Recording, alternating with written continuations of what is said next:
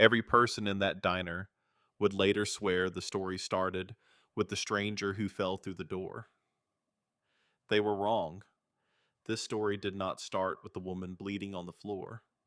It did not start with the man in the corner booth. It started with a girl no one had ever bothered to look at. Twice a girl who had been invisible for so long she had almost forgotten she was real. And on the night everything changed, she was standing behind a counter in a roadside diner in the middle of the Nevada desert, refilling a coffee pot she had already refilled 11 times, watching the rain destroy the world outside the window, and thinking about absolutely nothing. Because thinking about nothing was the only skill she had ever truly mastered. Her name was Sadie Monroe. She was 23 years old. She had blonde hair that she kept pulled back in a rubber band she had bought at a gas station 3 towns ago.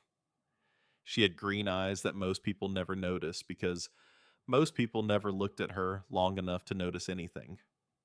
She was 5'4" and weighed 112 pounds because food cost money, and money was something Sadie Monroe had an extremely limited relationship with.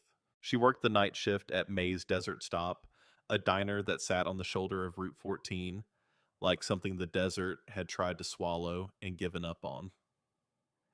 The building was old. The linoleum was older. The coffee machine behind the counter made a sound like a dying animal every 40 minutes. And Sadie had learned to time her movements around it the way sailors learn to time their movements around waves. You did not fight the machine, you worked with it. You poured when it let you pour, and you waited when it told you to wait, and you did not complain because complaining required an audience, and Sadie Monroe did not have one. She had been working at May's for 11 months. Before that, she had worked at a gas station in Tonopah. Before that, a laundromat in Hawthorne. Before that, a string of jobs in a string of towns that blurred together like highway lines at night, each one lasting just long enough for something to go wrong or for Sadie to realize that nothing was going to go right and it was time to move again. She had been in the foster care system from the age of 7 when her mother left and did not come back. Not died, not went to prison, left, walked out the front door on a Tuesday morning, and never came home. Sadie had waited 3 days before the neighbor called someone, and someone called someone else, and the machinery of the state began its slow, indifferent work. She had been in 6 homes by the time she was 12. She had learned things in those homes that no child should have to learn, things about silence and survival, and the mathematics of making yourself small enough that the wrong kind of attention passed over you, like weather. She had aged out of the system at 18 with a garbage bag containing her clothes and a check for $700 that was supposed to represent the state of Nevada's investment in her future. She had been on her own for 5 years. 5 years of diners and gas stations and motel rooms she could not quite afford, and nights sleeping in her van when she could not afford them at all. The van was a 2004 Dodge Caravan with 237,000 miles on it and a sliding door that only opened from the outside. She had bought it for $900 from a man in Fallon who told her the transmission was solid and the engine had life left in it. Both of those things had been lies, but Sadie had learned very early that the truth was a luxury item and she was not a luxury person. The van was parked behind May's Diner in the same spot it had been parked for 11 months.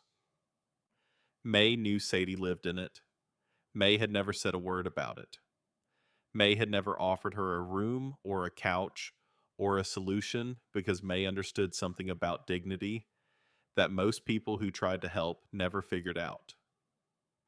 You do not fix a person by telling them they are broken. You fix a person by treating them like they are already whole and waiting for them to believe it. May Hollister was 73 years old. She had run the diner for 31 years since her husband Frank had died of a heart attack while changing a tire in the parking lot, which May always said was exactly how Frank would have wanted to go, doing something useful and not making a fuss about it. May was 5'2" and had white hair. She kept under a bandana and the kind of backbone that develops in women who spend 3 decades standing on their feet, 12 hours a day in a building they own outright and answering to nobody. May had 4 rules for the diner. You could sit as long as you wanted. You could pay when you could. You did not cause trouble. And you did not ask Rex Callahan about the second plate. Rex Callahan. Sadie had been watching him every Friday night for 11 months, and she still did not understand him. Nobody did. Nobody tried. Rex Callahan was the kind of man who occupied space in a way that made the space around him rearrange itself. He was 6'4" and built like something forged rather than born. His hands were the size of catcher's mitts. His forearms were covered in tattoos that told stories in a language most people could not read, and the rest did not want to. His beard had gone mostly gray. His face carried deep lines that came not from age, but from years of choices that left marks. Cold blue eyes that never seemed to move, even when he was looking directly at you. The leather vest he wore had a patch on the back. Iron Vultures, MC, Nevada. President. He had led the Iron Vultures for 19 years. Before that, he had ridden with 3 other clubs. He had been arrested 8 times, convicted twice, and had done a combined 6 years in 2 different Nevada state prisons. His reputation was not a rumor or an exaggeration. People in this part of the desert genuinely believed he was capable of things that most men only saw in nightmares. And yet every Friday night he walked into May's Desert Stop at 8 o'clock sharp and sat in the same corner booth and ordered the same 2 meals. Chicken fried steak with mashed potatoes and gravy. Twice. Same booth, same order, same time.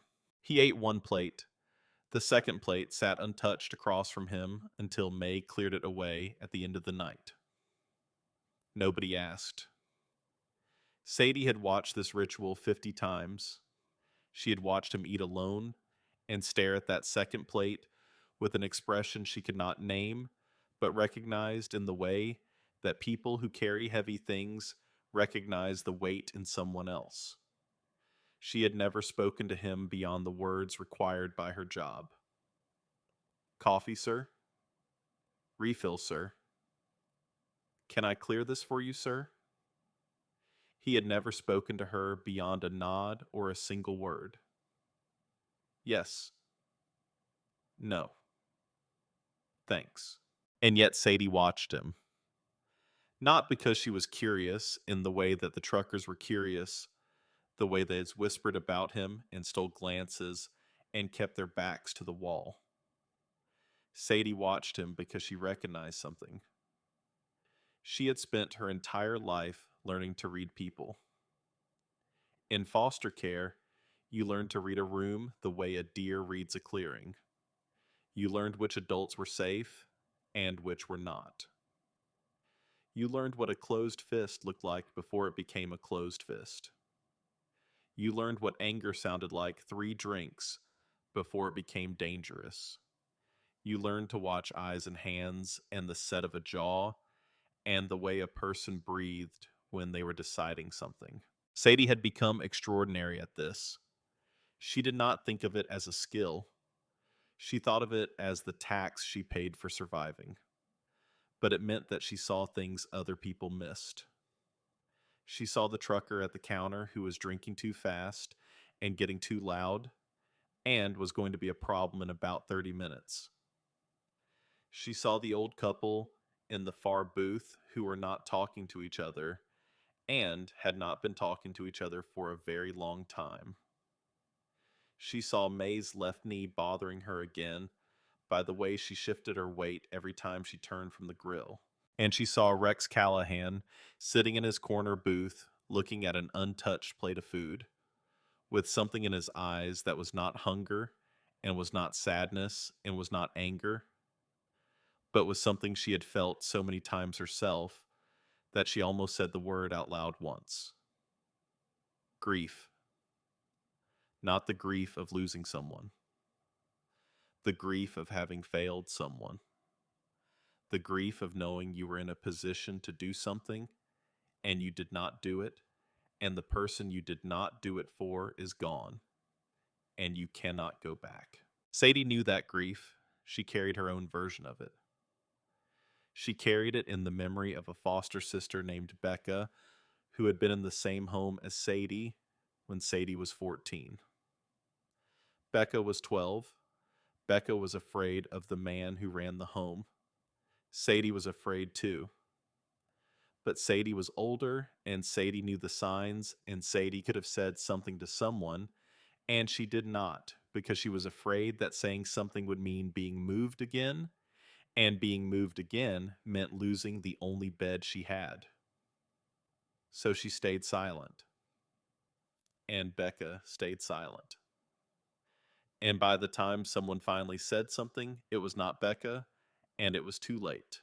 Sadie did not think about Becca often. She had built very effective walls around that room in her memory. But every Friday night when she watched Rex Callahan stare at that untouched plate, the walls thinned. That Friday in October was the worst storm to hit the Nevada desert in over a decade.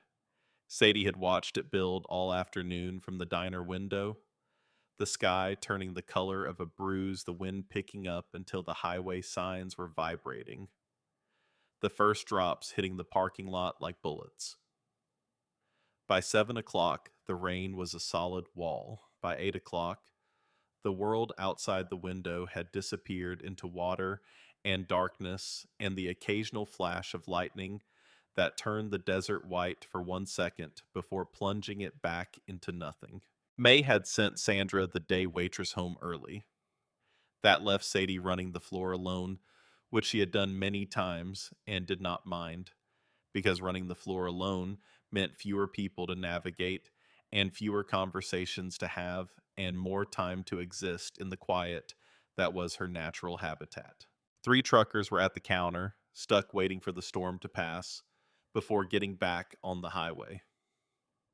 One of them was drinking too much coffee and talking too loud about something political that Sadie tuned out immediately. The other 2 were quiet in the way that experienced road drivers are quiet during bad weather, conserving their energy for the drive ahead. An old couple sat in the far booth, nursing decaf, afraid to drive in the lightning.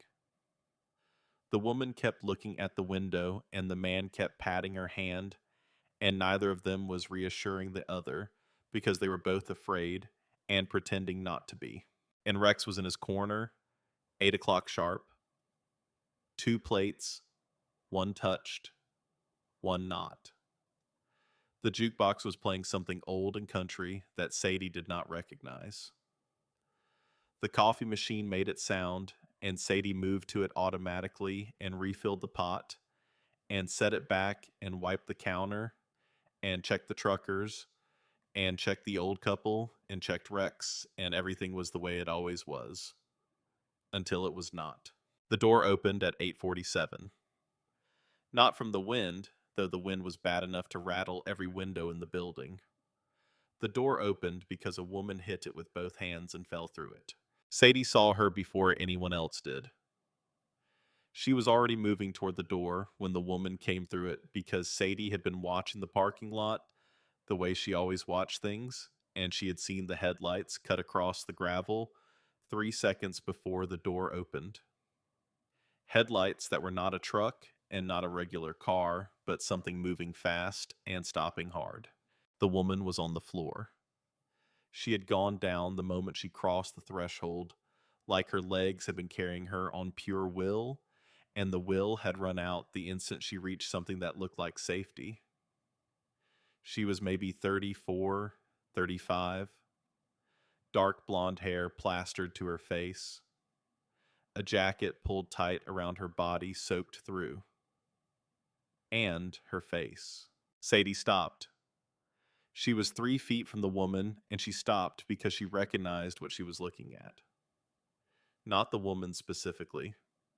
Sadie had never seen her before. But the face. Sadie recognized the face. The swollen lip that was fresh, less than an hour old. The bruise along the jaw that was older yellow-green, a week, maybe 2. The way the woman held her right arm slightly away from her body, protecting a shoulder that had been hurt recently. And the eyes. Wide and moving, scanning the room in quick, short arcs, hunting for what she already knew was coming, because she had spent years learning what his opening moves looked like. Sadie knew that face. She had seen it in foster homes. She had seen it on women in shelters. She had seen a version of it in her own mirror when she was 15, and the man who ran her 4th foster home had decided she was old enough for the kind of attention that nobody talked about. She dropped to her knees beside the woman. The woman flinched. Her whole body pulled away from Sadie the way a person pulls away from a flame. Automatic, violent, the reflex of someone who has learned that hands reaching toward her usually mean pain. Sadie held both her own hands up, palms out, the universal gesture of, I am not going to hurt you, that Sadie had learned to make before she learned to drive. Easy, Sadie said. Her voice was quiet. She kept it quiet on purpose because loud voices were triggers, and Sadie knew that. You are inside now. You are at May's Diner on Route 14. Can you tell me your name? The woman looked at her. Looked past her at the diner, at the truckers, at the old couple at Rex. Her eyes settled on Rex for a moment, and something crossed her face that was too fast for Sadie to read. Then she looked back at Sadie. Rachel, she whispered. Rachel Steele. May was there now, coming around the counter with a towel and a glass of water, and an expression of absolute determined calm that could have stopped a freight train. Lord have mercy, honey, May said. Get her up. Get her to the booth. Sadie helped Rachel to her feet. Rachel weighed almost nothing against her. She was thin in a way that was not natural, the thinness of someone who had been living on adrenaline and fear instead of food. Sadie guided her to the nearest booth, the one behind the counter, where the kitchen wall provided a barrier from the rest of the room. Rachel sat down, and her hands went flat on the table, and she pressed them there like she was trying to hold herself to the surface of the earth. The towel May had brought sat untouched beside her. The water sat untouched. She was staring at the table with an intensity that Sadie recognized. She was trying not to cry.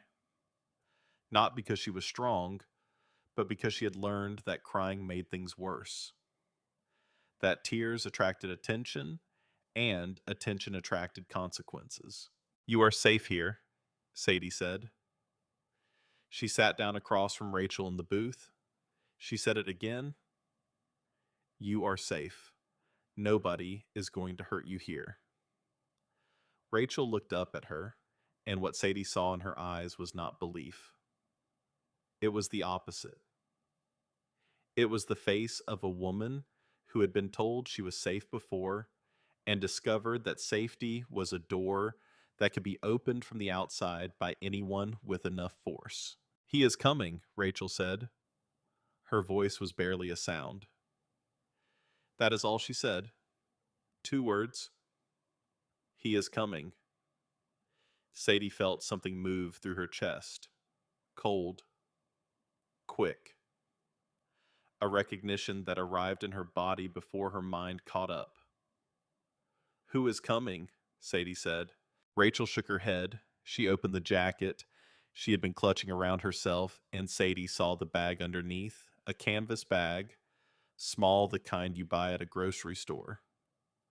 Rachel pulled it open, and inside were documents, a manila envelope, papers, a passport, birth certificate, social security card, everything a person grabs when they are leaving a place they are never coming back to.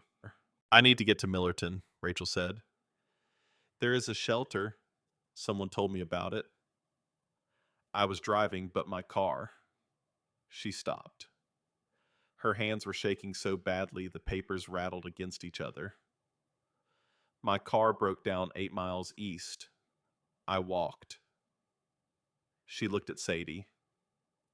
I walked 8 miles in this. 8 miles in this storm. Sadie looked at Rachel's shoes. Flats. Thin soled. Soaked through. Her feet must have been destroyed. 8 miles of desert road in a storm that had turned the shoulder into a river. How long, Sadie said. Not how long had she been walking. Rachel understood the real question. 3 years, Rachel said, since he moved in. 3 years. She said it the way people say things they have said so many times that the words have lost their edges.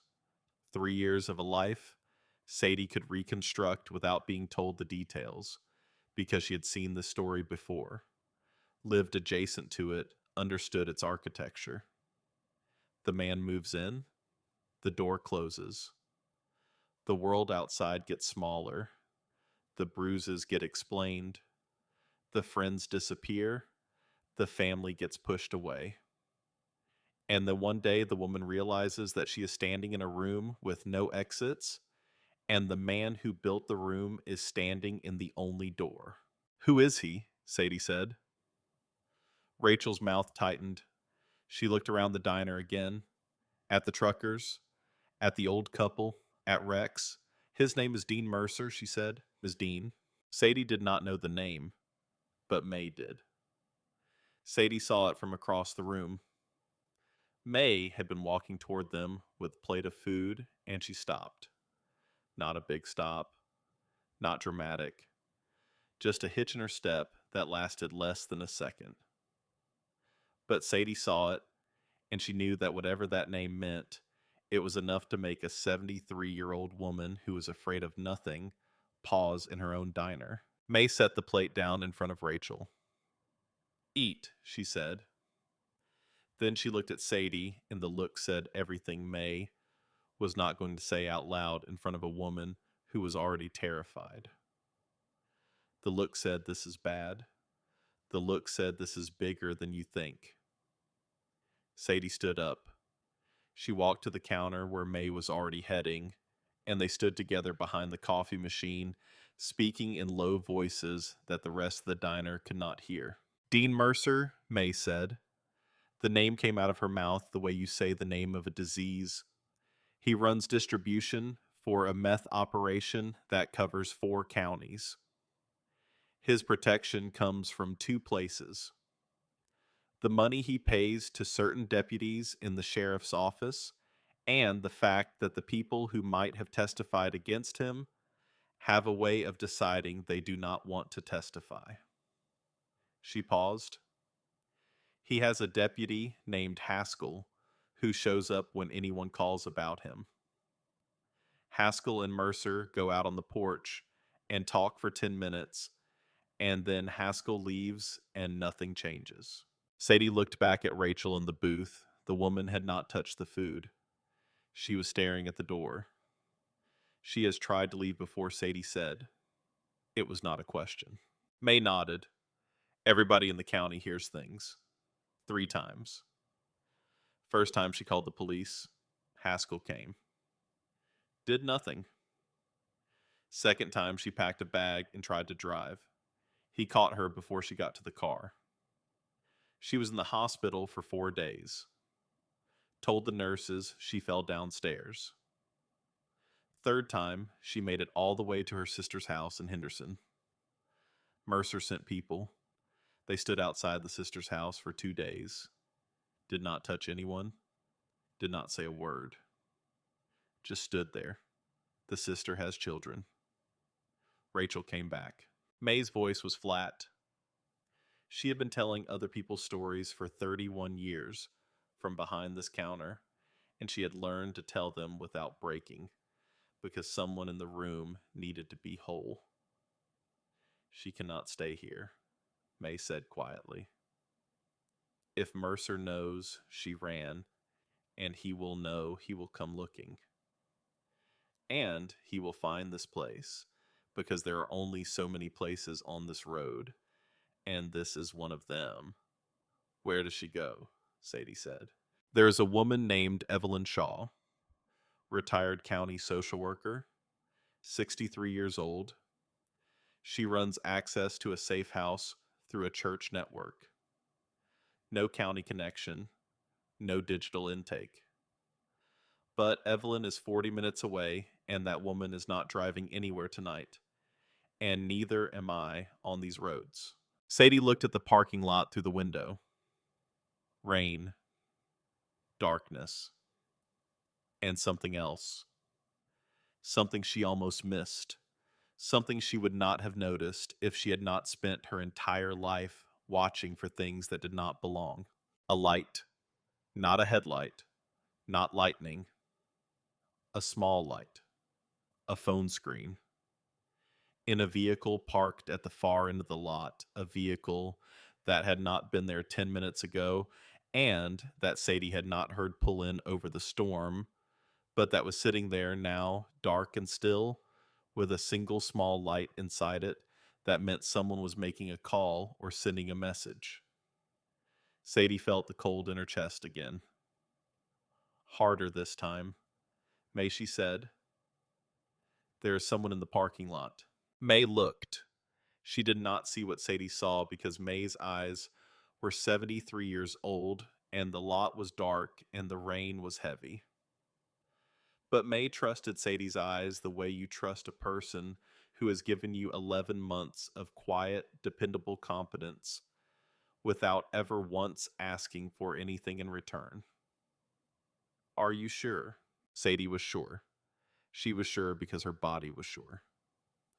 Because every alarm that had been installed in her by 16 years of learning to read dangerous situations was firing at once. Someone is watching this diner right now, Sadie said. And, whoever they are, they know Rachel is here. May's face changed. Something in her jaw tightened, and something in her eyes went flat. And she reached under the counter, and her hand came to rest on something that Sadie had always suspected was there, but had never confirmed. A Remington 8.7. O-pump action. Shotgun cleaned and loaded, kept below the register, the way some women keep a rolling pin and some women keep something else entirely. I'm going to do something I have not done in 31 years of running this diner, May said. I am going to ask Rex Callahan for help. She did not have to. Rex was already standing. Sadie had not seen him get up. She had not heard the booth creak or his boots hit the floor. But he was there standing at the end of the counter, and he was looking at Sadie with an expression she had never seen on his face before. Not the flat, neutral mask he usually wore. Something alert and focused and cold in a way that was not hostile, but was absolutely not safe. How long has that vehicle been there, he said. His voice was low and rough, like gravel scraped across concrete. Sadie had heard him speak a total of maybe 30 words in 11 months. This was the most complete sentence he had ever directed at her. 10 minutes, she said. Maybe less. It pulled in without headlights. Rex looked at the window. He looked at the parking lot. He looked at the dark shape at the far end of the lot. And Sadie saw his eyes do what her eyes had done. See what did not belong. Process what it meant. The woman, Rex said. He did not look toward Rachel's booth. He did not point or gesture. He kept his eyes on the lot. Who was she running from? Sadie hesitated. It was not her information to give. But Rex was looking at her and waiting, and there was something in the quality of his waiting that told her he already knew the answer and was giving her the chance to confirm it. Dean Mercer, Sadie said. Rex's face did not change. Nothing about him moved.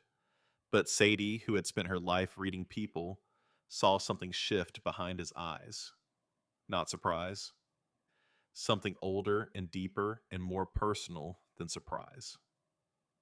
How bad, he said. 3 years. She has tried to leave 3 times. He has people in the sheriff's department. Rex was quiet for a moment. Then he picked up his coffee mug from the counter where he had carried it from the booth, and he took a slow sip, and he set it down, and he looked at Sadie, and he said something that changed the entire night. Bring her over here. Let her eat at my table. Leftovers are scraps. She can sit down and eat like a human being. Sadie looked at him. She looked at the booth where his untouched second plate was sitting. The plate that had been sitting there untouched every Friday night for 6 years. The plate that nobody asked about. She understood what he was offering. Not just a meal. The second plate. Danny's plate. The plate that belonged to his ghost. He was giving it to a stranger because the stranger needed it more than the ghost did tonight. Sadie went to Rachel. She knelt beside the booth, and she spoke quietly, and she explained that the man in the corner, the one with the patch and the tattoos, and the face that made most people cross the street, was offering her his table and his food, and that Sadie knew how that sounded, but she needed Rachel to trust her right now. Rachel looked at Rex from across the diner. She looked at Sadie. She picked up her bag of documents, and she followed Sadie to the corner booth, and she sat down across from Rex Callahan, and she looked at the plate of food, and she started crying. Not loud, not dramatic, just tears running down her face and into the mashed potatoes and gravy, while she picked up a fork and ate because she was starving and crying and doing both at the same time, because that is what people do when they have been running on nothing for so long. That the simple act of someone giving them a plate of food without conditions breaks something inside them that they have been holding together with nothing but will. Rex did not look at her while she ate. He looked out the window at the storm and drank his coffee and gave her the 30 seconds that were not his to witness. He was good at that, at giving people the space to fall apart without watching them do it. Sadie stood at the counter and watched the parking lot. The vehicle was still there. The light inside was gone now. That was worse. A light meant someone on the phone. No light meant someone watching, waiting. May, Sadie said. That car. It has been there too long. May came up beside her. I see it now, she said. I see it. Rex heard them. His head turned. How many people inside, he said. I cannot tell. Sadie said, the windows are dark, but the car has not moved and nobody has come inside. Rex set his coffee down. He reached into his vest pocket and pulled out a phone and dialed a number and spoke 3 sentences into it and hung up. Then he dialed another number and spoke 4 more sentences and hung up again.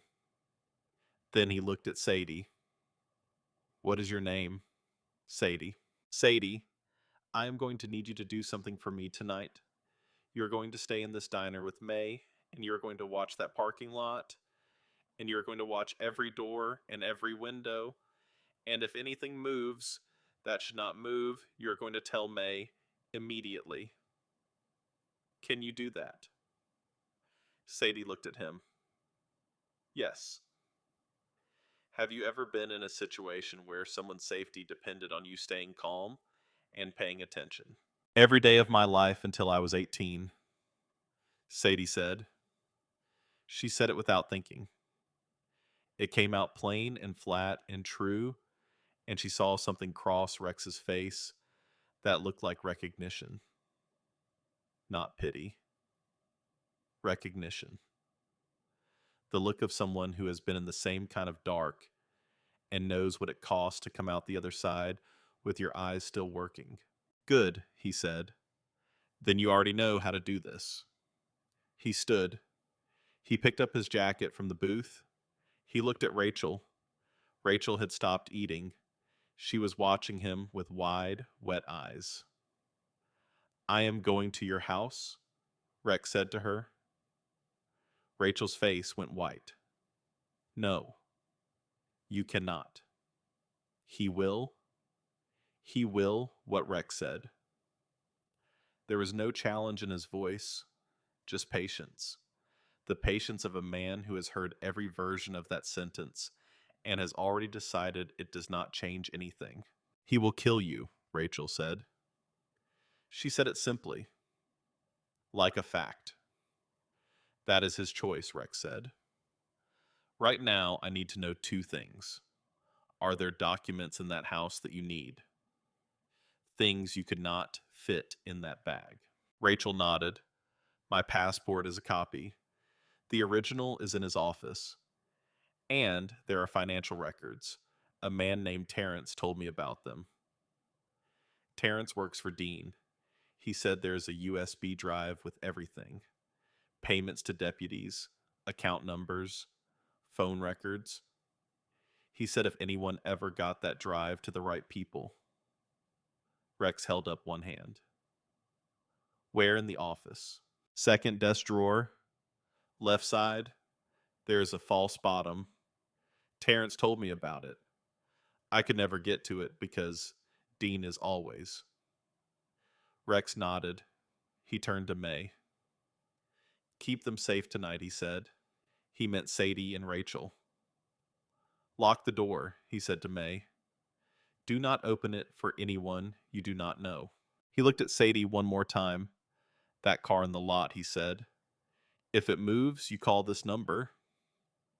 He handed her a piece of paper with a phone number written on it. Ask for Eddie. Tell him where the car goes. Then he walked out into the storm. Sadie stood at the window and watched him cross the parking lot in the rain. She watched him mount his Harley, a machine that looked like it had been through as many hard years as the man who rode it. She watched his headlight cut through the dark and then swing toward the highway. And she watched the dark vehicle at the far end of the lot, and she did not blink, and she did not move, and she barely breathed. Because Sadie Monroe had spent 23 years learning one thing above all else: how to watch, how to see what other people missed, how to stand very still in a dangerous room and notice the thing that was about to go wrong before it went wrong. She had always thought of that skill as a scar, something carved into her by a childhood that should have been different. Tonight, for the first time, she understood that it might be something else. Not a scar, a weapon. And the most dangerous thing about Sadie Monroe was not that she had been invisible her whole life. It was that she had spent her whole life watching from the invisible place. And you cannot hide from someone who has learned to see everything from nowhere.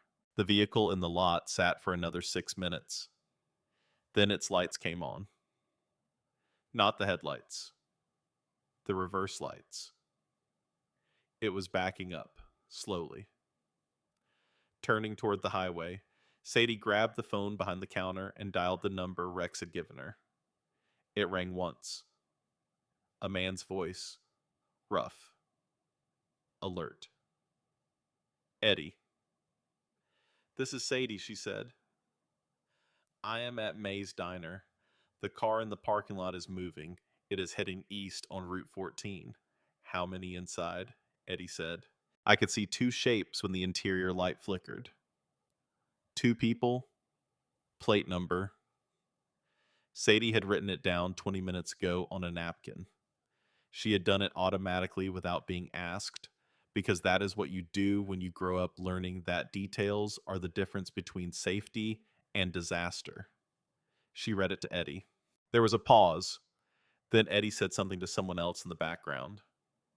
Then back to her. Good eyes, kid. Keep watching. Boss is on his way to the house. We are 20 minutes behind him. He hung up. Sadie set the phone down. She looked at May. May was standing behind the counter, with her hand resting on the shotgun. Her face was calm. Her eyes were not. Sadie looked at Rachel in the corner booth. Rachel had finished eating and was sitting very still, with her hands flat on the table and her documents pulled close to her chest like a shield. She was staring at the door again, watching for what she knew was coming. Sadie walked over and sat down across from her in the booth, in Rex's seat.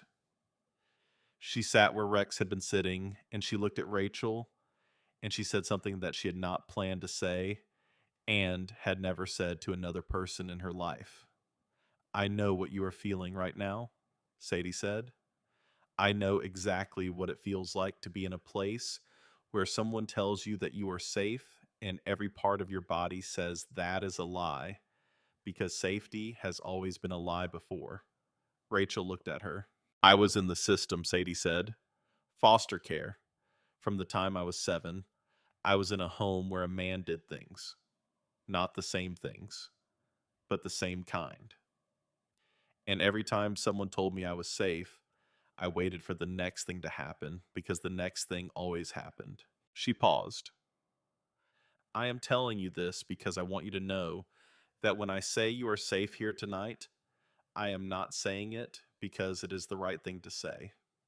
I am saying it because there is a 73-year-old woman behind that counter with a shotgun and a man on a motorcycle who just rode into a hurricane for you and a girl in this booth who has spent her entire life learning how to see danger before it arrives. And I am watching. I am watching everything. And nothing is getting through that door tonight that I do not see first. Rachel looked at her for a long time, and then slowly, carefully, like a person setting down something they have been gripping so hard their fingers have gone numb, she exhaled. It was not relief. It was not trust. It was something smaller and more fragile than either of those things. It was the first breath a person takes when they allow themselves to consider that maybe just this once the people around them mean what they say. And outside in the Nevada dark, Rex Callahan rode east into the storm, toward a house where a man named Dean Mercer was about to discover that the woman he thought belonged to him had walked out the door. Rex reached the house at 9:41. He killed his headlight 200 yards out and rode the rest by feel. The rain had eased from apocalyptic to merely terrible, and the desert road had turned into something between a river and a memory of solid ground. Behind him, at intervals, he could not see, but could sense the way a man who has ridden with other men for decades senses them. Eddie and Tomas and Garrett followed in the dark. The house sat a quarter mile off the county road, down a dirt track that the storm had turned into mud. It was not what Rex had expected. It was ordinary. A ranch-style house with a covered porch and a light over the front door, and a pickup truck in the gravel drive. The kind of house that looks like every other house on every other dirt road in rural Nevada. The kind of house where neighbors wave and nobody asks what happens after the doors close, because asking is not how things work out here. Rex stopped at the edge of the property. He sat on his idling Harley, and he listened. He heard a voice before he saw anyone. A man's voice. Low and steady and controlled, in a way that made the hair on Rex's neck stand, because a voice that calm in a house where something has gone very wrong means the person speaking has rehearsed this moment many times. It means he has done this before. Means Mercer was already home. Whatever timeline Rachel had been operating on, whatever window she had thought she had, it was gone. Rex turned to Eddie and held up one finger. Wait. He went forward alone. The front door was not fully closed. It had been left open maybe 4 inches. Rex stopped just outside and listened. I told you this was going to happen, Mercer was saying. I told you the first time and the second time, and now here we are, Rachel. Here we are again. Then silence. No second voice. Mercer was talking to an empty room. He was talking to the space where Rachel had been, and Rex understood in that moment that Mercer had come home and found the house empty and was standing in his own living room delivering his speech to nobody. Because the speech was the thing that made him feel in control, and control was the only thing holding his mind together. Rex pushed the door open and walked in. Mercer turned. He was average height, average build, early 40s. A face you would forget 5 minutes after meeting it. The kind of face that disappears in a crowd. That was what made his eyes wrong. The eyes did not belong on that face. They were doing calculations at a speed that was almost visible. He looked at Rex. He looked at the patch on Rex's vest. He looked at the open door and the shapes of Eddie and Tomas and Garrett standing in the dark behind it. For exactly 3 seconds, he ran the numbers. Then he said very calmly, "You are trespassing." "That is probably true," Rex said. "You need to get off my property. I need the woman's documents. Birth certificates, social security cards, passport, second desk drawer left side, false bottom. I will take those and the USB drive, and then we will be leaving." Something shifted behind Mercer's eyes. The mention of the USB drive had landed differently than everything else. That was the thing Mercer had not expected anyone to know about. "I do not know what you think you are talking about," Mercer said. "Payment logs, phone records, names of every deputy on your payroll, and the amounts and the dates. Haskell, Reyes, Polson." Rex used every advantage the room gave him. His size, his voice, the patch on his vest that Mercer had recognized on sight. "You want to call them? Call them. But while we wait for them to drive out here in the storm, I'm going to go to that office and get what I came for." "You are making a very serious mistake," Mercer said. His voice dropped half a register. "Not threatening. Informational.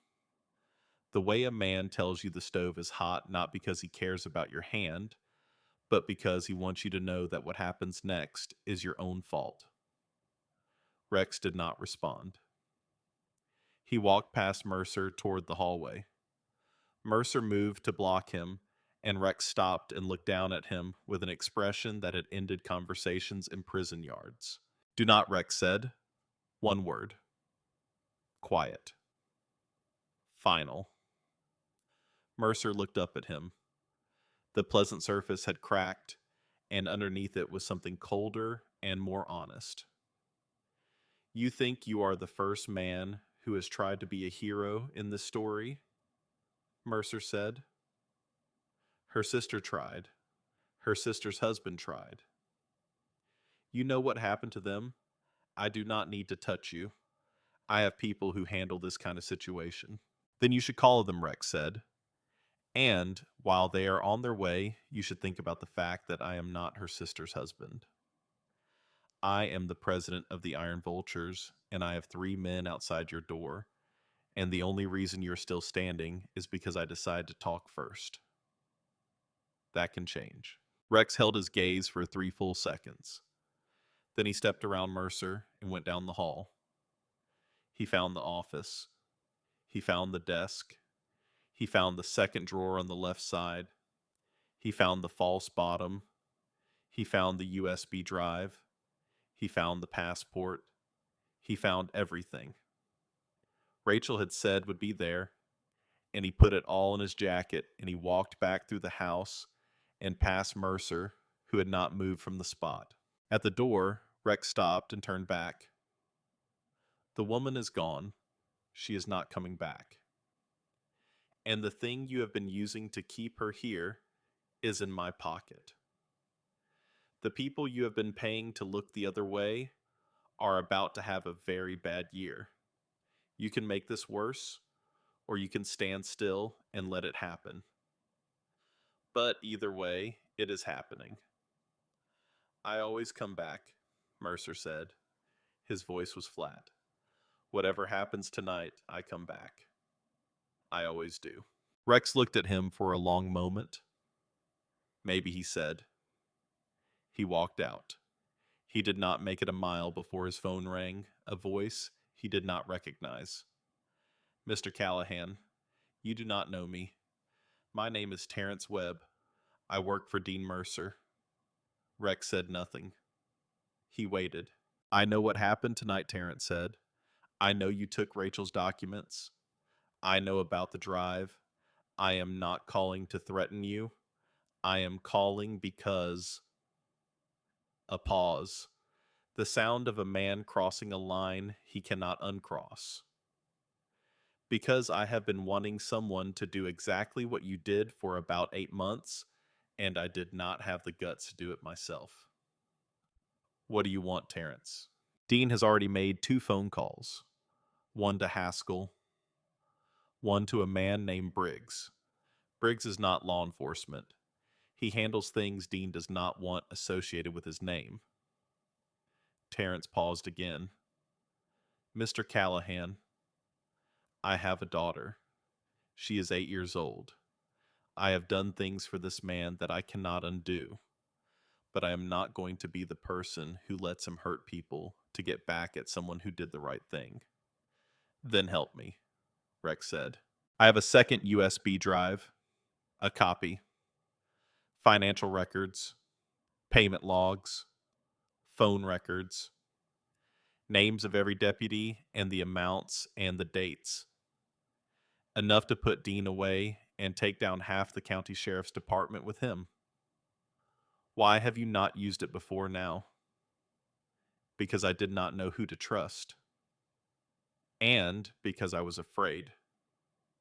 His voice broke slightly on the last word, not dramatically. The way a wall cracks from pressure applied too long. I am still afraid. But I am more afraid of what I am becoming. Meet me at May's Desert Stop, Rex said. 20 minutes. He called Sadie next. She answered on the first ring. Her voice was calm and low and focused in a way that Rex noted. Any movement, he said. The car left 20 minutes ago heading east. I called Eddie. He confirmed. 2 people inside. No one else has come near the lot. Rachel is in the booth. May is behind the counter. Everything is quiet. I am 10 minutes out, Rex said. There is a man coming to the diner after me. His name is Terrence Webb. Let him in. He is on our side. How do you know? Because he is afraid, and he called anyway. That is usually enough.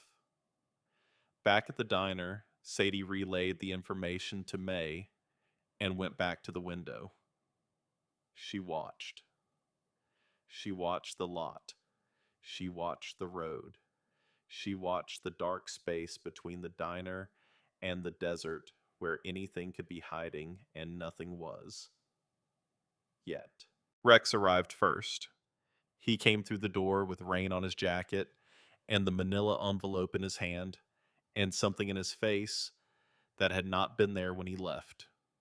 The expression of a man who has set something in motion that cannot be stopped and who understands that the consequences are going to be larger than anyone in this room is ready for. He put the envelope on the table in front of Rachel. She opened it with shaking hands. Her passport, her birth certificate, her social security card. She pressed the passport against her chest and closed her eyes and held it there and did not speak. Sadie brought Rex coffee without being asked. She set it down, and he looked at her, and, for the first time in 11 months of Fridays, something passed between them that was not the transactional silence of a waitress and a customer. It was acknowledgement. He saw her, not the uniform, not the invisible girl behind the counter, her. Thank you, he said. 2 words. The most personal thing he had said to her in 11 months. Sadie nodded and went back to the window. Terrence Webb arrived 17 minutes later. He was a heavy-set man in his mid-40s, with the look of someone who had been promising himself he was going to do the right thing for a long time and had finally run out of road. He stood just inside the door and looked at Rachel, and something in his face collapsed quietly. I am sorry, he said, not to Rex, to her. I am so sorry.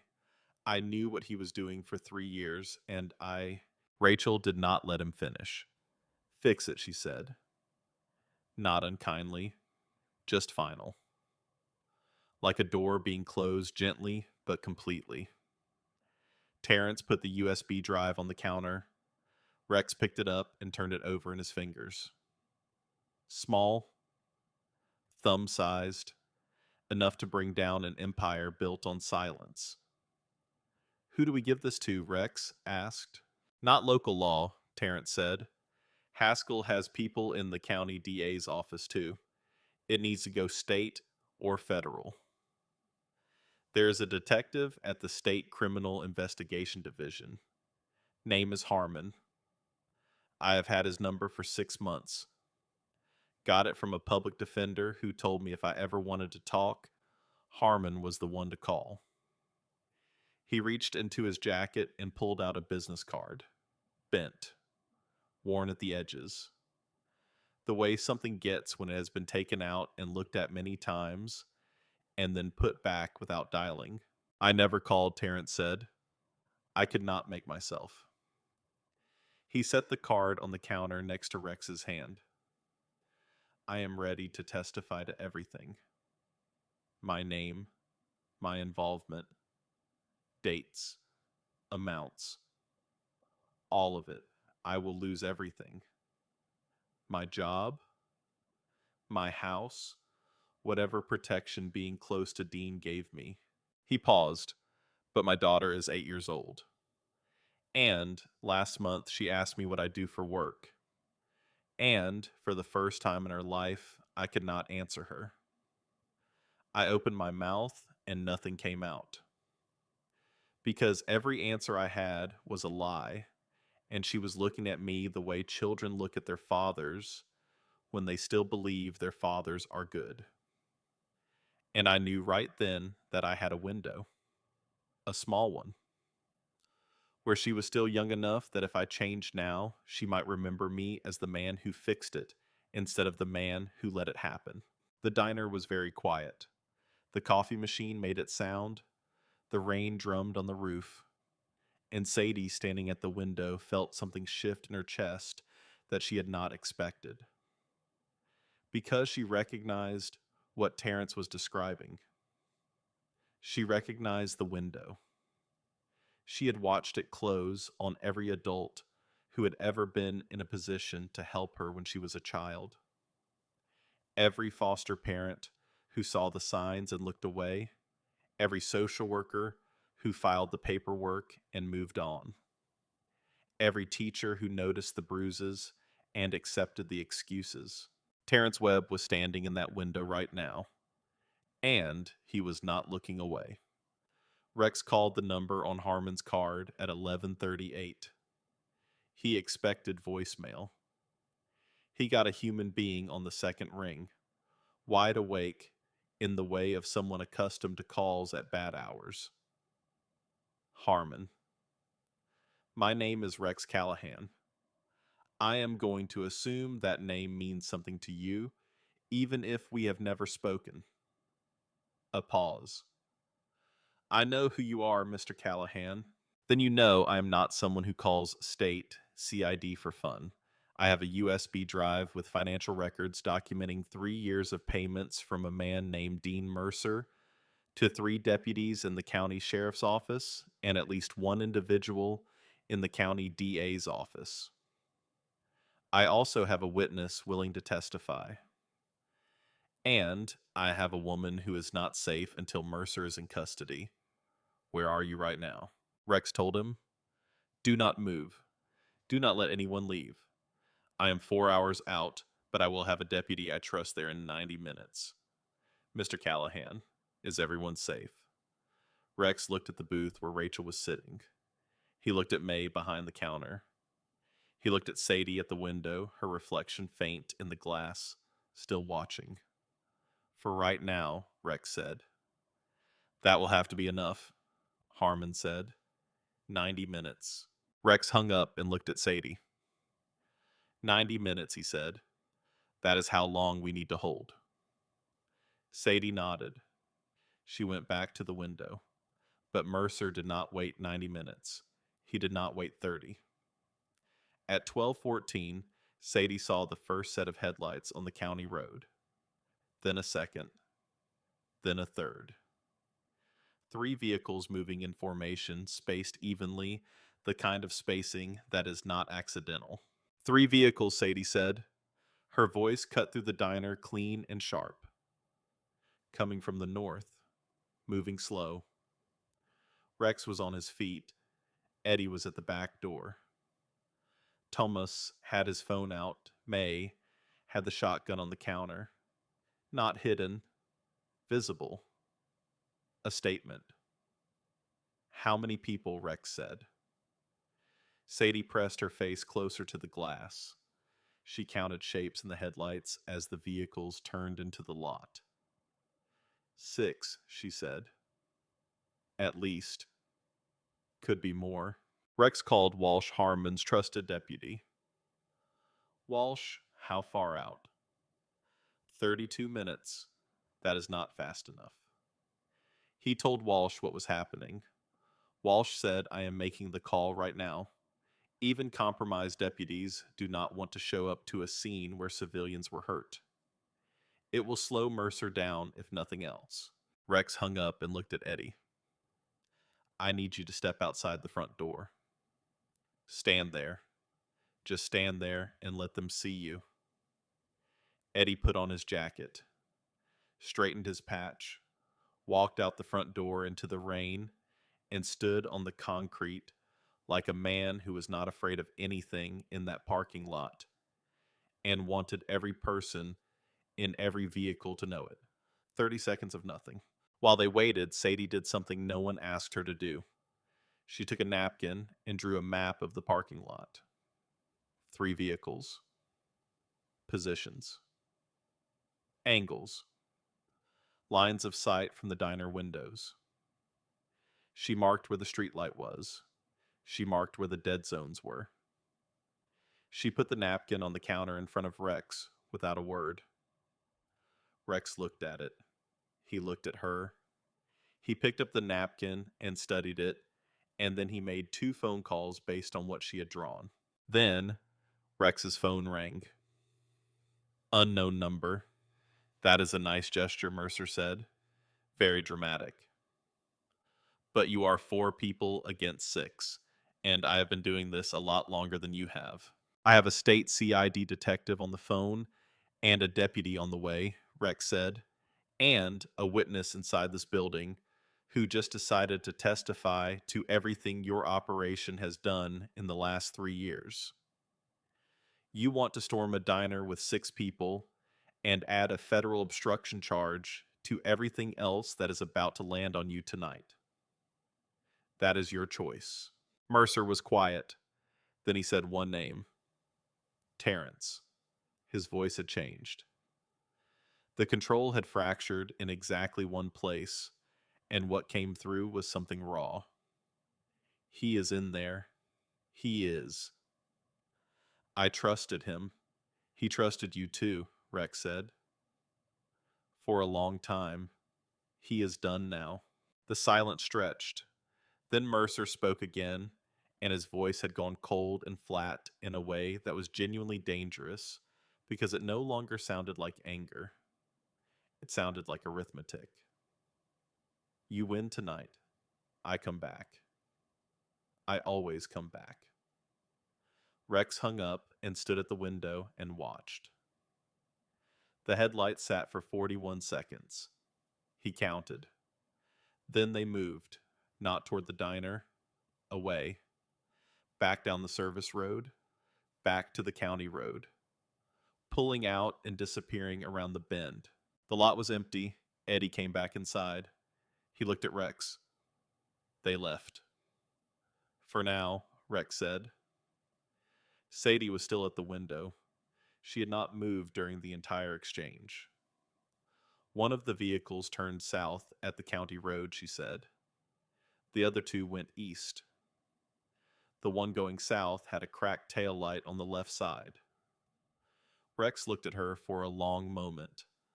Then he said something she did not expect. You see everything he said. It was not a question. But what happened next, Sadie did not see coming.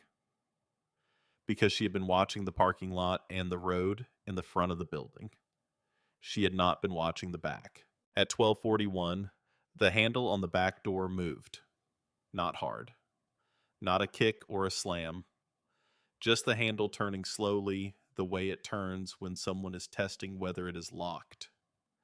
May saw it first because May was behind the counter facing that direction. Her hand found the shotgun and she lifted it to her shoulder with the ease of a woman who had grown up around firearms and never unlearned the language. The handle turned again, then stopped.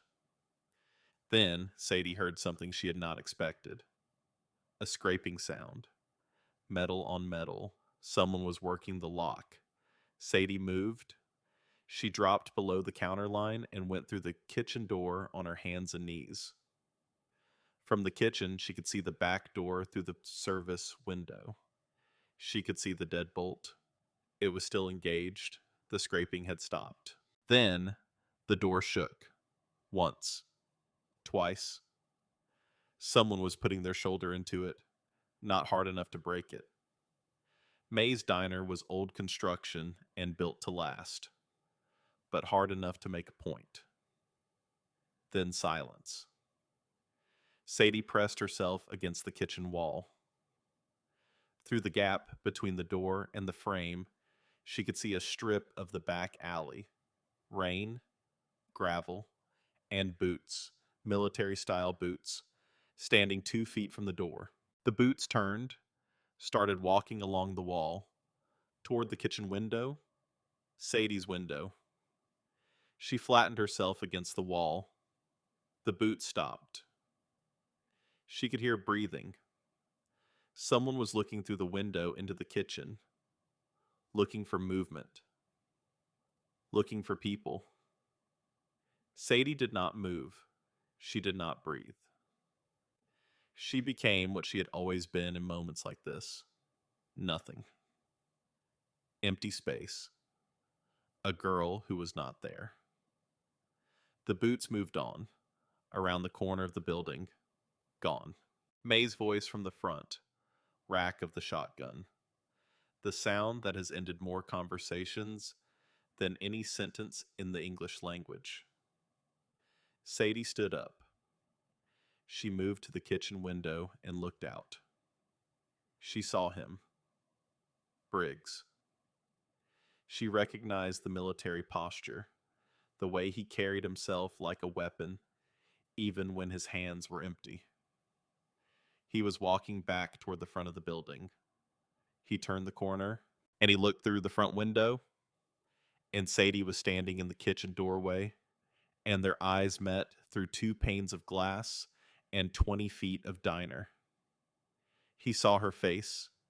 Sadie saw the moment it happened, the way his eyes narrowed, the way his head tilted slightly, cataloging, filing, Memorizing. 2 seconds. That was all it took. 2 seconds, and Sadie Monroe was no longer invisible to the one person she most needed to be invisible to. Then, May's voice came from behind the counter, loud enough to carry through the wall. I have not called the police yet. That word yet is the only gift I am giving you tonight. Briggs held Sadie's eyes for one more second. Then he turned and walked across the parking lot and got into a truck that had been parked in the dead zone behind the dumpster, the one spot Sadie had not been able to see from the front window, and he drove away. Sadie stood in the kitchen doorway, and her hands were shaking, not with weakness, with the specific physical aftermath of being seen by someone who intends to find you again. Walsh arrived 22 minutes later. Compact man, mid-40s, state CID badge. The flat, professional manner of someone who had seen enough that very little surprised him anymore. He came through the front door alone, hands visible. He sat at the counter and took in the room without comment. USB drive goes in here, Walsh said. He produced a padded evidence envelope. Chain of custody starts now. He looked at Terrence. You are the witness. Yes. Are you prepared to give a formal statement tonight? Terrence reached into his jacket and put the second drive on the counter. The copy. The insurance. I have been prepared for 8 months, he said. I just needed to get out of my own way. Walsh took both drives. He sealed the envelopes. The night stretched. Terrence gave a recorded statement that lasted 90 minutes. Names, dates, amounts. Deputies, the individual in the DA's office, timestamps, account numbers, a private email chain saved to the second drive. Walsh looked at that second drive. You have had this the whole time, he said. Yes. Why 2 drives? Because one is the evidence, Terrence said, and one is insurance in case someone took the first one and buried it. He looked at his hands. I have been operating in bad faith for a long time. You learn to plan for betrayal. Harmon arrived by 2 in the morning. Rumpled jacket. Coffee cup. The energy of someone running on the fuel of a case finally cracking open. By 3:15, a warrant for Mercer's arrest was moving through a judge Harmon trusted. Judge Calloway signed it before dawn. At 4 in the morning, Rex arranged for Rachel and Sadie to be moved to a safe house, a private facility run through a church network by Evelyn Shaw, a retired county social worker who had spent 26 years watching systems fail the women they were supposed to protect, and who had spent the years since building something that worked outside those systems. No county connection, no digital intake, a door that opened when everything else was closed. Walsh drove them. Rachel sat in the back seat with her documents in her lap and both hands pressed flat against her thighs like she was holding herself to the earth. Sadie sat beside her and watched the road behind them through the rear window, counting headlights, noting distances, filing everything. Rachel spoke for the first time since they left the diner. She did not look at Sadie. She looked at her own hands. I told myself I would never try again, Rachel said. After the third time, when I came back from Henderson, I told myself that was it, that leaving was not possible, that I would die in that house, and that was the way it was going to be. Sadie said nothing. She waited. Then, last week, Terrence came to me. He came to the house when Dean was out, and he said he had something. He said he had been building it for 8 months. A record. Everything Dean had done. Everyone he had paid. He said if I could get out, if I could get to someone who was not part of it, there was a chance. A real one. She paused. I told myself I would not hope.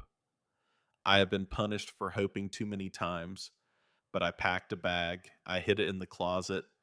I told myself if the moment came, I would walk through the door and I would not look back. The moment came, Sadie said. Rachel finally looked at her.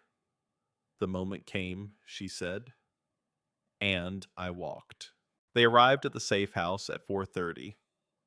It was a plain building on a quiet road, set back from the county line. Evelyn Shaw met them at the door. She was a small woman with short gray hair and reading glasses on a chain around her neck, and the steady presence of someone who has opened this door many times for women who look exactly like Rachel. Evelyn showed them to a room with two beds and a window that looked out on the desert. Clean sheets, a lamp that worked, a lock on the inside of the door. The kind of details that most people would not notice, but that Rachel touched one by one as she entered the room. The lock, the latch, the window checking each one, the way a person checks the exits on an airplane, because when your survival has depended on knowing your escapes, you never stop counting them. Sadie watched her do it and felt something she did not expect. Not sadness, kinship.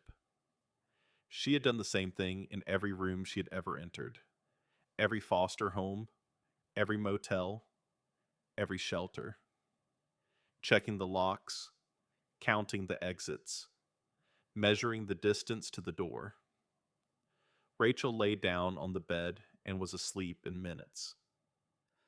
Not the gradual drift of someone relaxing into rest, the sudden drop of someone whose body had finally been given permission to stop, like a machine being turned off. Sadie sat in the chair by the window. She did not sleep. She watched the parking lot, she watched the road, and she thought about Briggs, about those 2 seconds at the kitchen window, about the way his eyes had narrowed. He had seen her face. He knew what she looked like.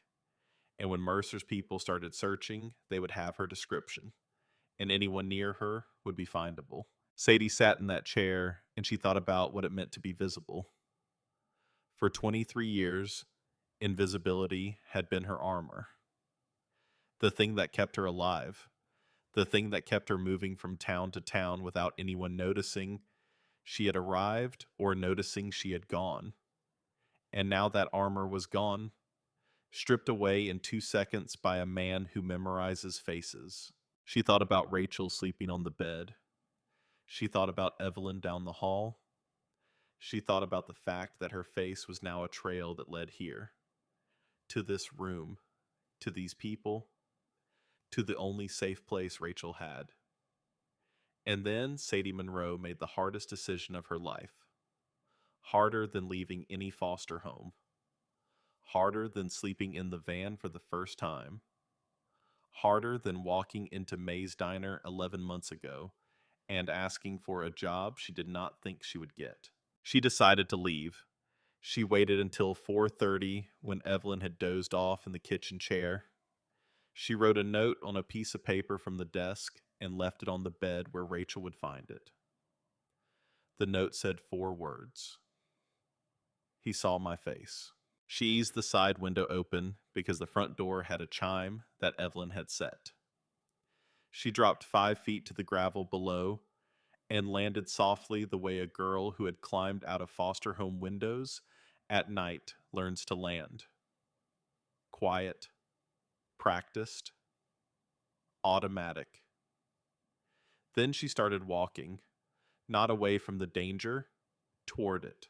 Sadie Monroe walked 3 miles in the dark before the sun came up. She did not have a plan. She had something older than a plan. She had the instinct of a person who has spent her entire life reading danger and who understands that the best way to survive a predator is not to run from it, but to know exactly where it is at all times. She knew where Mercer would go. She knew because she understood men like Dean Mercer the way you understand weather when you have lived outside long enough. You learn the patterns. You learn what comes before the storm. A man who has lost control of something he believes belongs to him does not retreat. He does not regroup. He goes to the last place he saw the thing he lost and works outward from there. Rachel had been treated at St. Catherine's Hospital twice in 3 years. Once for a dislocated shoulder she told the intake nurse came from falling downstairs. Once for bruised ribs she said came from a car accident.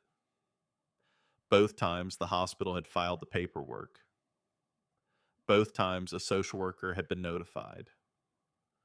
Both times nothing had happened because the system that was supposed to protect Rachel Steele had been built by the same county that Dean Mercer owned. If Mercer was looking for Rachel, he would check the hospital.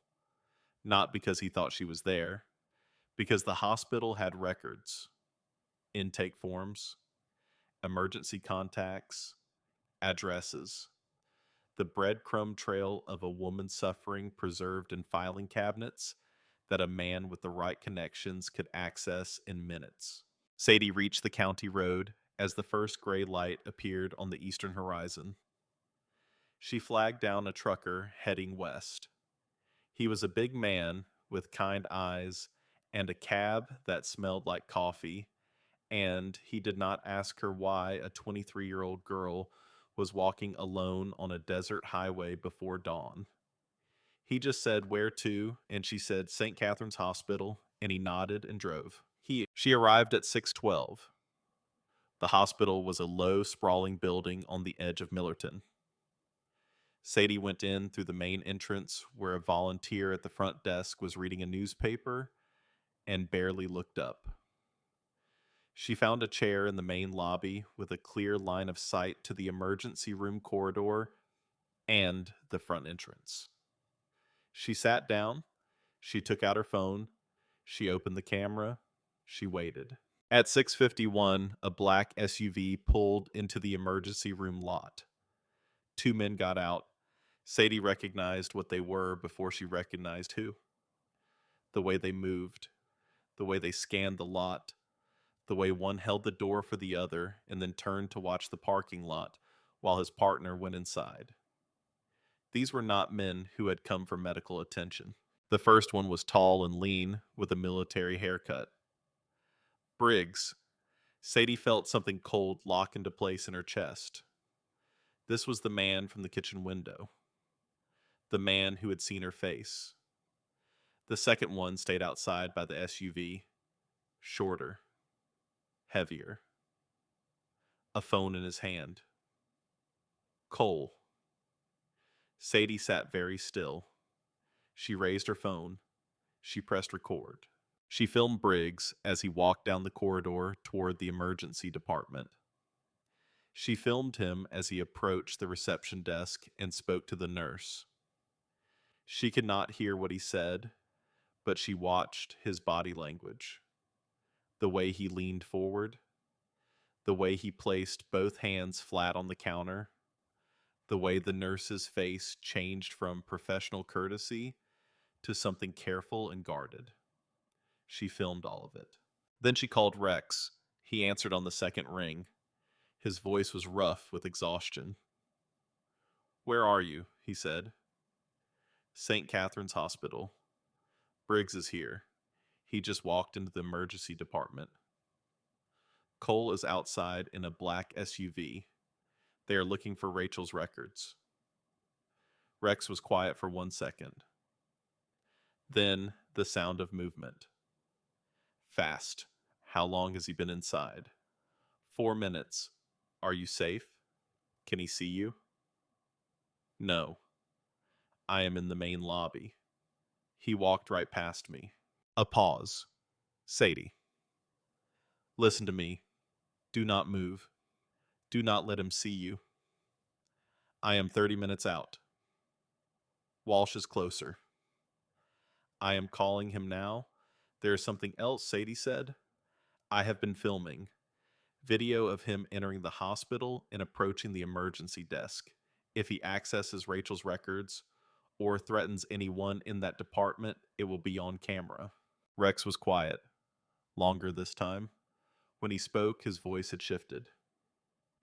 The way a voice changes when someone understands they have been underestimating something. Good, he said. Keep filming. Keep your distance. I am coming. Sadie kept the phone recording. She watched Briggs emerge from the emergency corridor 7 minutes later. His face was tight. Whatever he had found or not found had not satisfied him. He pulled out his phone and made a call. He was agitated. His free hand making short, sharp gestures, reporting to someone.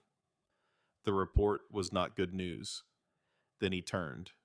He walked back toward the main entrance, toward the lobby, toward Sadie. She did not panic. She lowered her phone to her lap.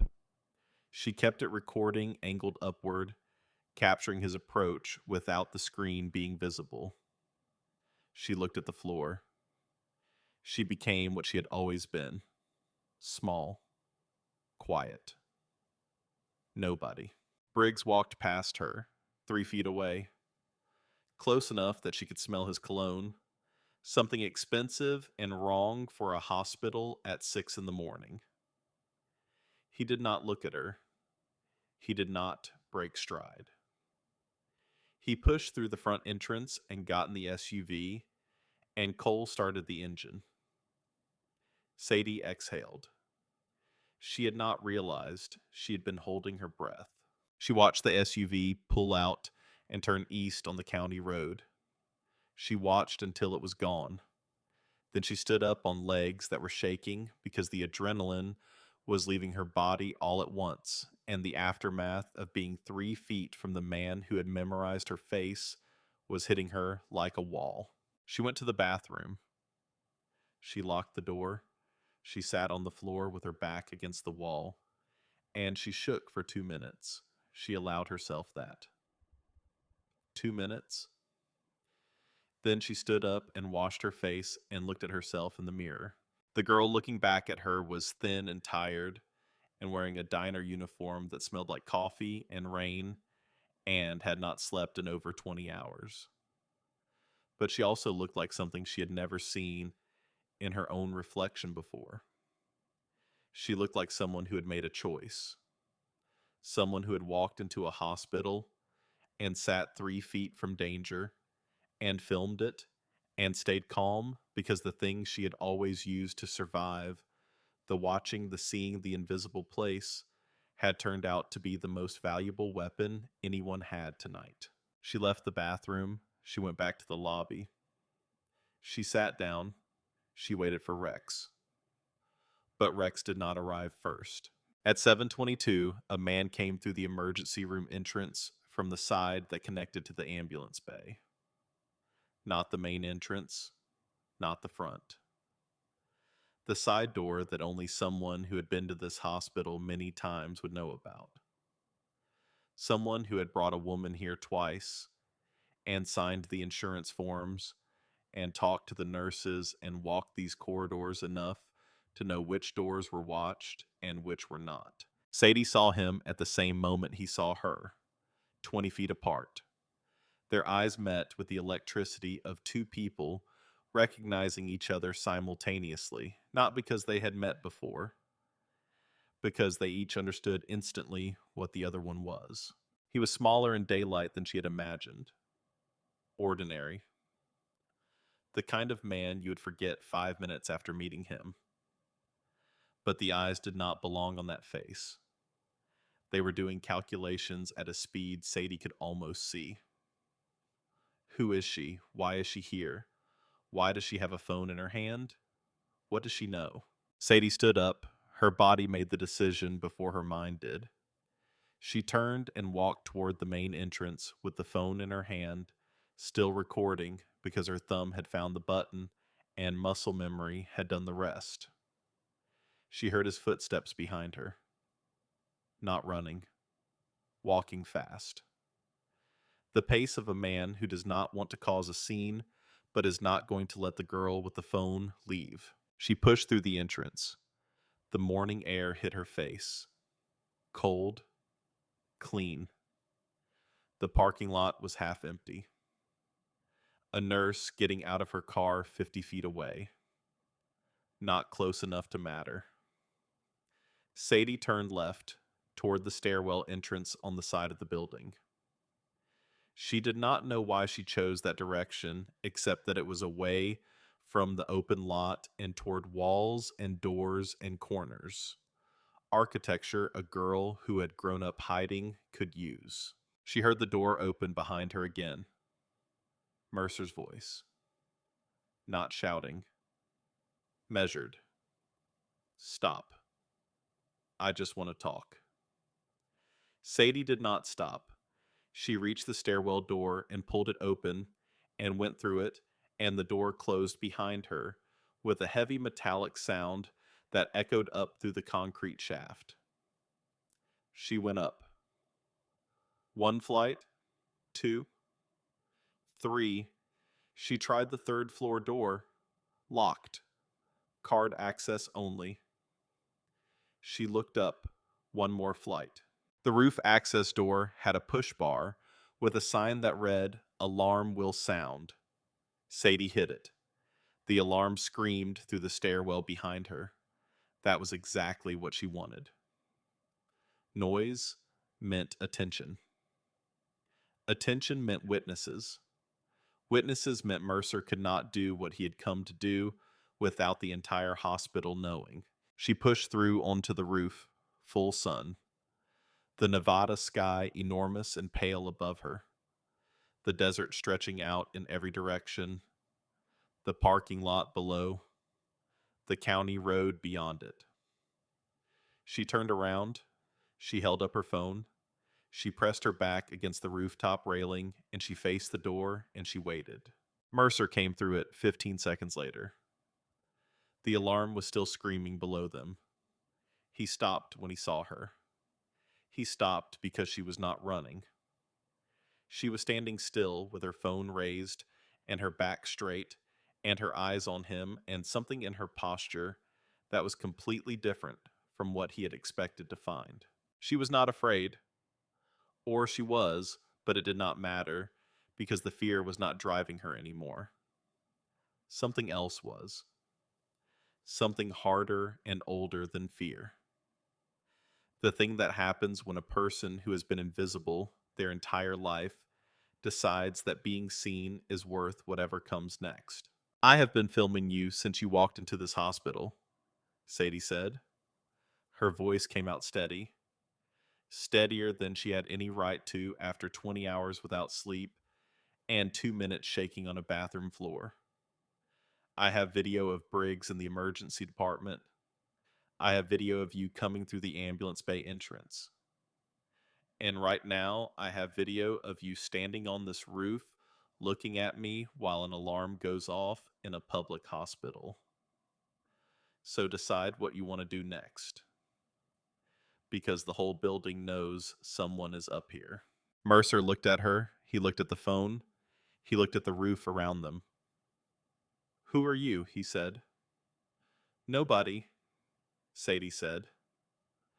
I am the girl who washes dishes at May's Diner.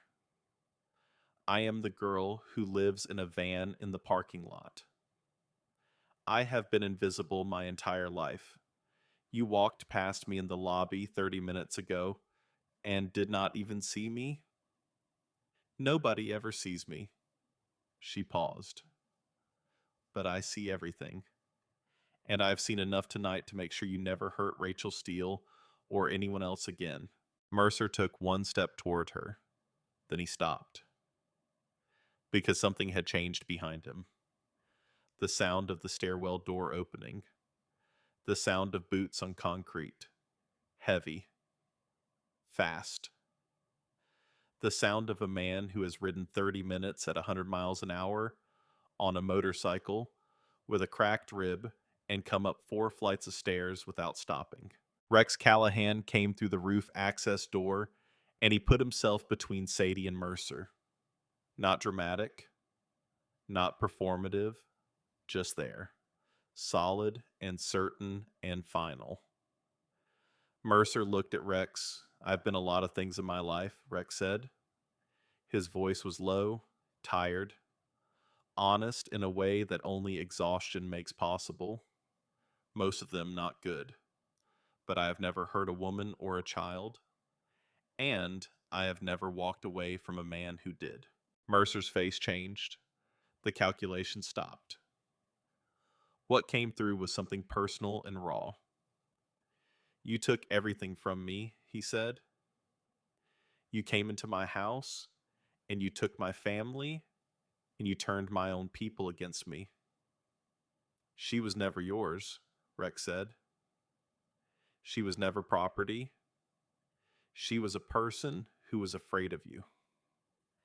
And the fact that you cannot tell the difference between fear and love is the reason you are standing on this roof with nothing left.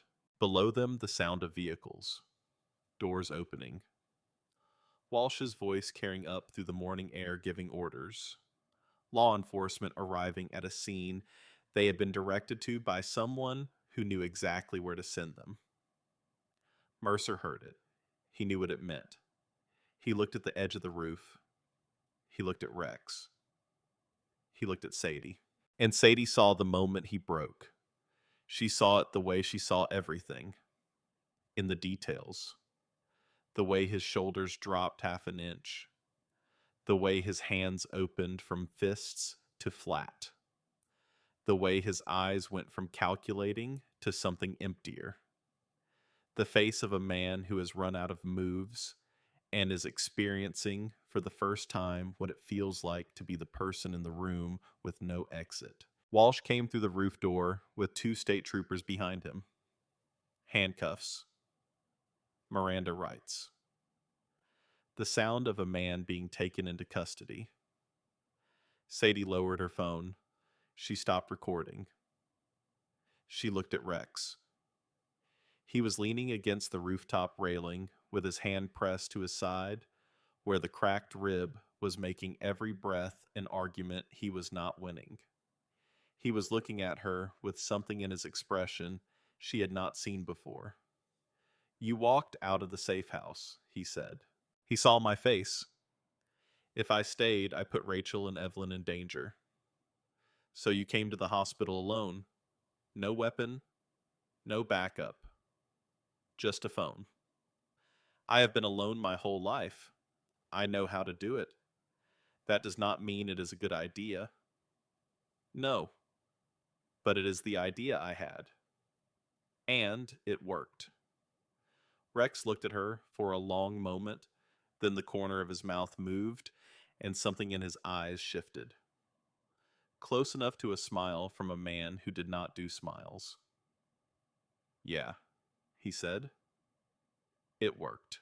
Walsh drove Sadie back to the safe house. She slept for 14 hours. When she woke up, Rachel was sitting in the chair beside her bed, and the room was full of afternoon light. And for several seconds, Sadie did not know where she was, because she had not slept in a bed in a room that someone else was watching over since she was a child. Rachel told her what had happened. Mercer was in federal custody pending transfer.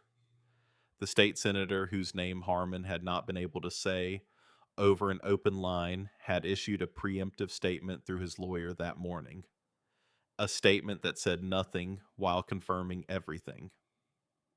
Haskell and 2 other deputies had been suspended. The county DA's office was undergoing an independent review. The video Sadie had filmed was in federal evidence. It is over, Rachel said. Walsh told me. The federal case is too far along. The testimony is too specific. It does not get buried. Sadie sat up in bed. She looked at Rachel. Rachel looked different. Not physically. The bruises were still there, but her eyes had changed. The hunted quality was fading. Something else was replacing it. The beginning of what a person looks like when they start to believe the door behind them has finally closed. 4 months passed. They moved the way consequential things move when the machinery of justice is working. Slowly, deliberately, with a weight that builds rather than diminishes. Mercer was denied bail at his federal arraignment. The senator resigned in November. No criminal charges yet, but the federal investigation was building, and his resignation statement was the kind of careful document that said nothing while confirming everything. Deputy Haskell and 2 others were suspended pending investigation. The individual Terrence had named in the DA's office resigned the week the review was announced. Terrence Webb testified for 6 days. He wore the same suit every day and answered every question directly and completely and without flinching. His daughter sat in the back of the courtroom on the last day, and when he stepped down from the witness stand, she was the first person he looked at. She was 8 years old, and she did not understand everything that had happened, but she understood that her father had stood up in front of a room full of people and told the truth, and that the truth had cost him something, and that he had paid it anyway. That was enough for now. The rest she would understand when she was older. Rachel Steele found a job, office administration. An hour's drive each way, which she said she did not mind because she had a car of her own for the first time in 3 years, and she intended to use it. She rented an apartment. Small, clean, hers.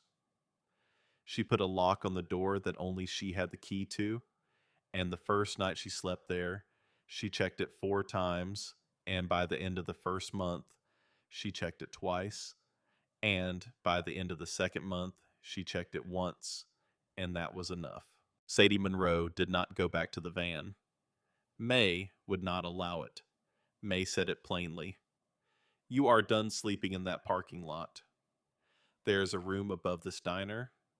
It has a bed and a window and a door that locks, and you are going to live in it.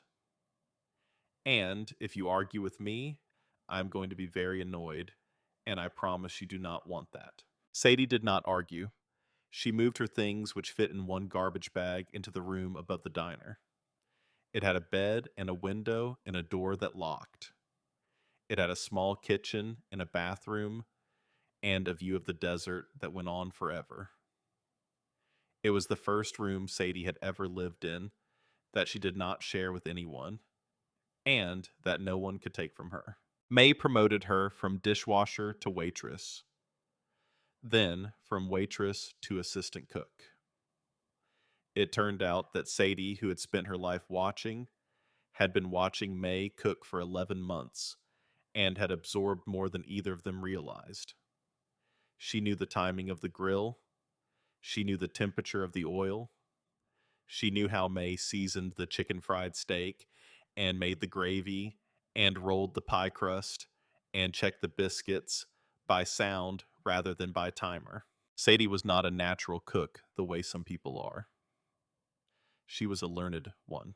She had learned by watching from the invisible place, and the things she had learned were precise and complete in the way that things learned by observation rather than instruction tend to be. You miss less when nobody knows you are paying attention. Rex Callahan came to the diner every Friday night.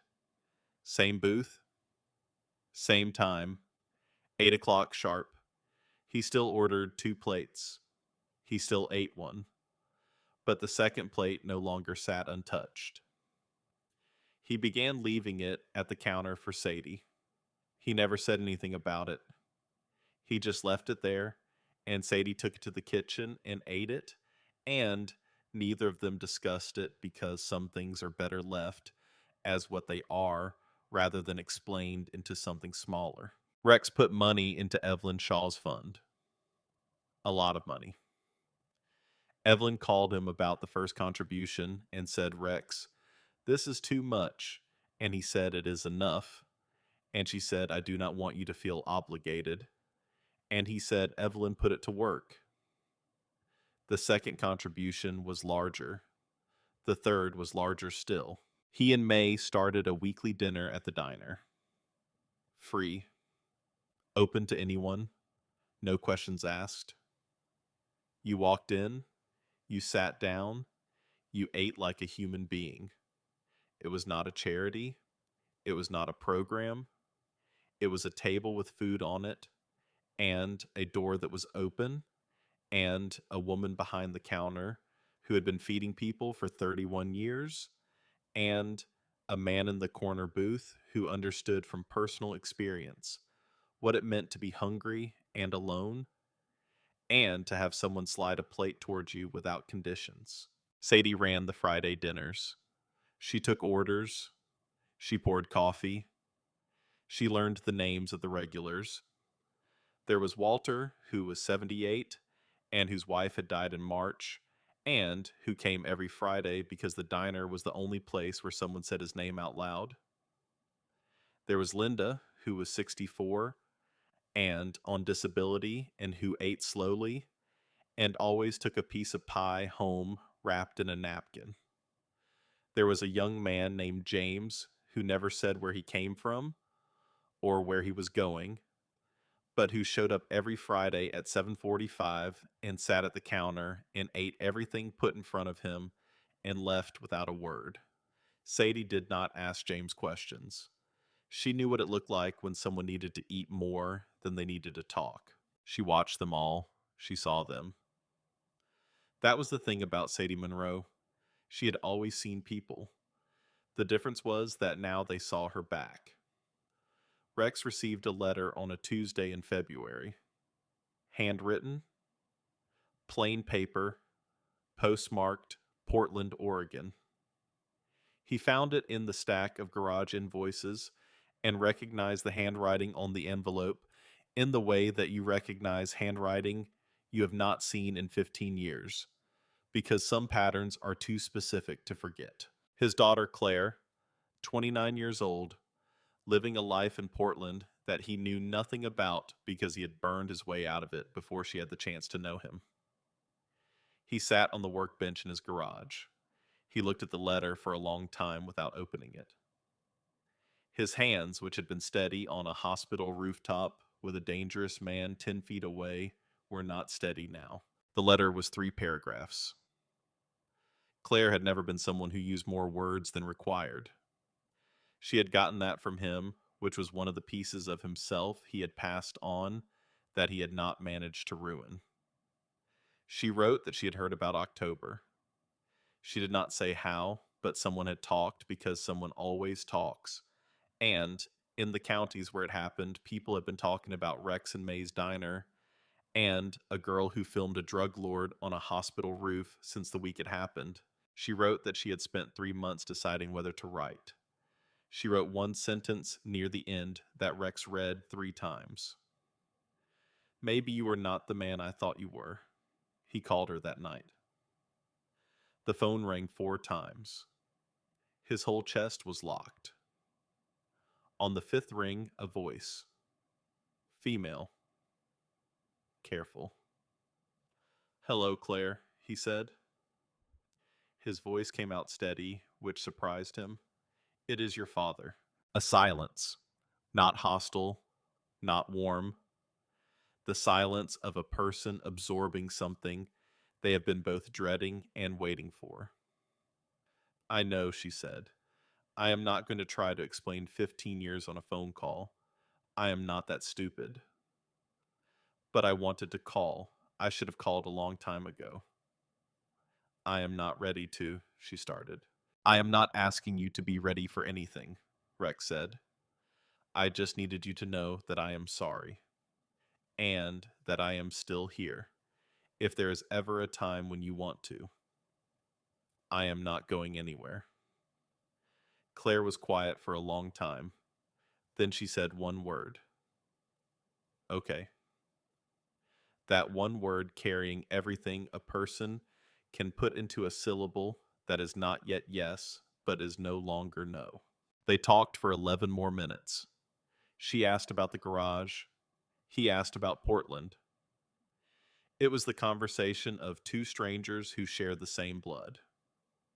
Careful, a little awkward, and not nothing. On the last Friday of February, Rex Callahan walked into May's desert stop at 8 o'clock sharp. He sat in his corner booth.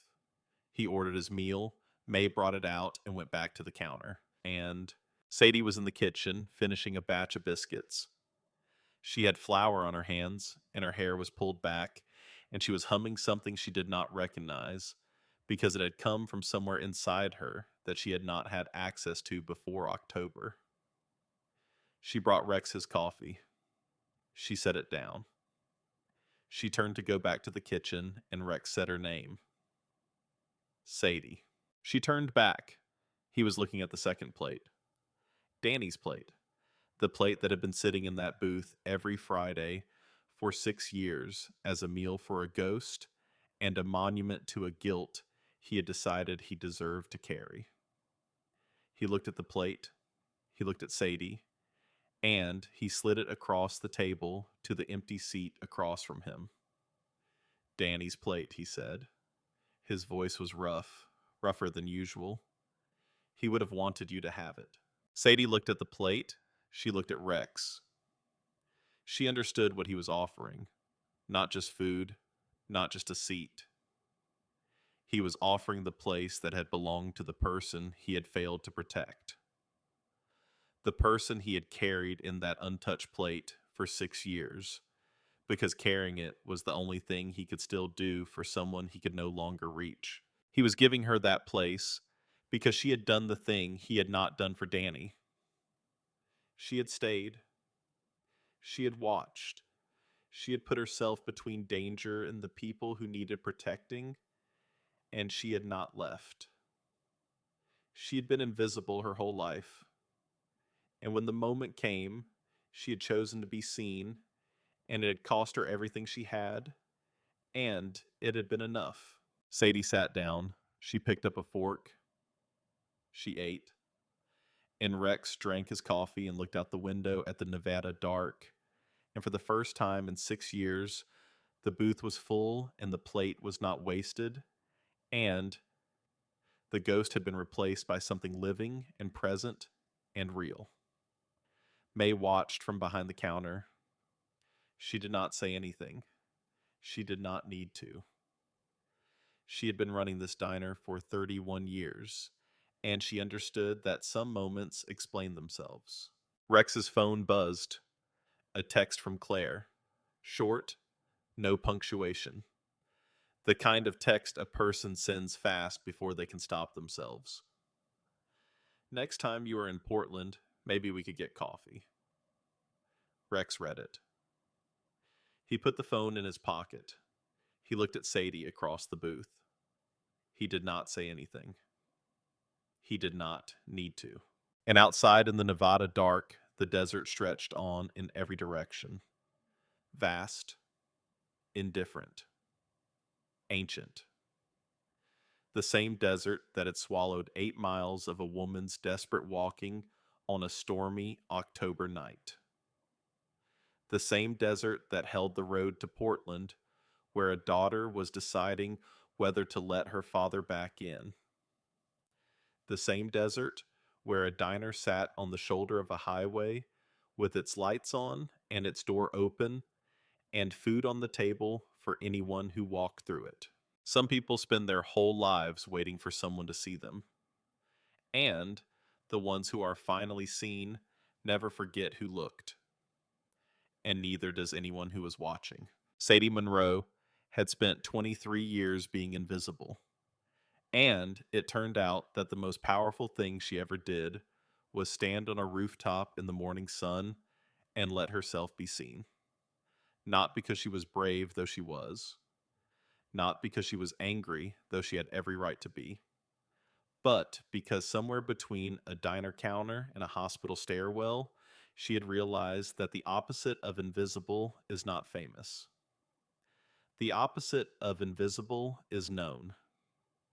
And being known, truly known by even one person who sees you clearly and stays anyway, is the thing that makes every other thing survivable. Rex Callahan understood that. He had spent 54 years learning it the hard way. And when he slid that plate across the table on a Friday night in February, He was not feeding a ghost anymore. He was feeding the future. And the future picked up a fork and ate like a human being. And that was enough. That was more than enough. That was everything.